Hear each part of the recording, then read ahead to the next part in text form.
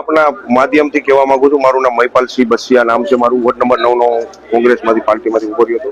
પણ મારી લાગણી એટલી દુબાણી કે ભાઈ જે કોંગ્રેસ પાર્ટીએ મને ફંડમાં 25,000 રૂપિયા સામાન્ય ફંડ મોકલાવી અને જે એવું કરેલું કે ભાઈ અમારે આપણી પાર્ટી પાસે ફંડ નથી, ફંડ વગર તો કોઈ ચૂંટણી જીતાય નહીં.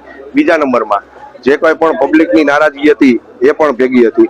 પબ્લિકને અમે કીધેલું કે ભાઈ અમને જીતાડો, પણ પબ્લિક થોડીક એને એવું હતું કે ભાઈ બીજેપી સરકાર આવે તો જે કંઈ પણ છે અને આમાં કોંગ્રેસમાં આપણી સીટ નહીં આવે તો જુનાગઢના કોઈ કામના વિકાસ નહીં થાય, એવું પણ અમને કહેવામાં આવ્યું. અને મેં ખેસ એટલે પહેરેલો કે ભાઈ જે મારો મિત્ર છે આકાશભાઈ, એ મારો નાનપણનો મિત્ર છે અને અમારે બેને પહેલેથી એવું વિચારેલું કે ભાઈ હું જીતું તો તમારા બધા કામ હું પૂરા કરી દઈશ, તમારે ઉભાની જરૂર નથી ને તમે ઉભા રહ્યો તો વાંધો નહીં, પણ તમે જીતો તો આ વોર્ડના બધા કામ તમારે પૂરા કરવા, એવા અમે બંધાયેલા હતા. અશ્વિનભાઈ ભારાઈ પણ એમાં સહમત હતા કે ભાઈ આપણા વોર્ડ નંબર 9 ના કાંઈક પણ કામ હોય એ આપણે પૂરા કરી દેવા માટે આપણે પબ્લિકના માટે તારા માધ્યમથી કે કોઈ પણ તારા મિત્ર સર્કલ કોઈ કહે કે ભાઈ આ વસ્તુ અહીંયા કરવાની છે, રોડ રસ્તા ને ગટરનું કાંઈ પણ સમસ્યા છે અમે દૂર કરી શકશું, પણ અમે ચૂંટાઈ ગયેલા ઉમેદવાર તરીકે છીએ અને તારે જે કાંઈ પણ કામ હોય મારું એ હું તમારું બેનું કરી દઈશ. ભાજપના દિગ્ગજ નેતાના પુત્ર હાર્યા છે.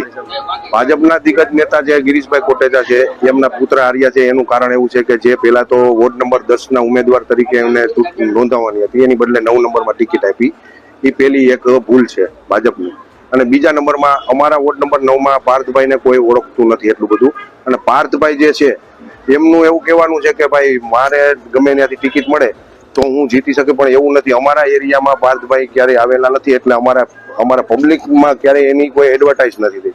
આ પાર્થભાઈનું નામ સારું છે એના પપ્પાને લીધે, પણ એ સ્ટુડન્ટ માટે નોબલ યુનિવર્સિટી છે કે જે કોઈ પણ કોલેજો છે એના માટે પાર્થભાઈ બહુ સારી વ્યક્તિ છે.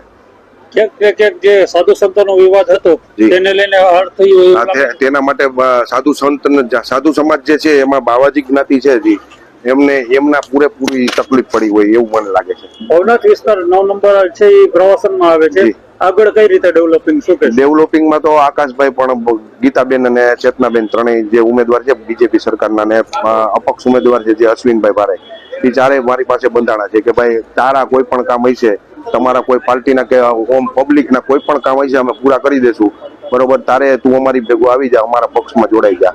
અને કોંગ્રેસમાં જે પક્ષમાં હું જોડાવા માટે હું આગળ વધ્યો હતો, પણ મને એવું લાગ્યું કે આ પાર્ટીમાં કોઈ જોશ નથી, કેમ કે પાર્ટી નામ બહુ મોટું છે, કોંગ્રેસ સરકાર સામે બાથ ભીડી શકે, પણ ફંડ વગર શું કામનું? ફંડ વગર કોઈ વ્યક્તિ જીતી નાખે. તમારા ખીચામાં પૈસા ના હોય પાન ખાવાના, આપણે બહાર કેમ નહીં કરવું? એટલે હવે તમે ભાજપને સંપૂર્ણ સમર્થન? હા, સમર્થન પૂરેપૂરું આપું છું. तो व्हाट्सएप, ट्विटर, फेसबुक, इंस्टा जहाँ भी आपका अकाउंट है, इसे शेयर बटन के द्वारा वहाँ पर शेयर करें.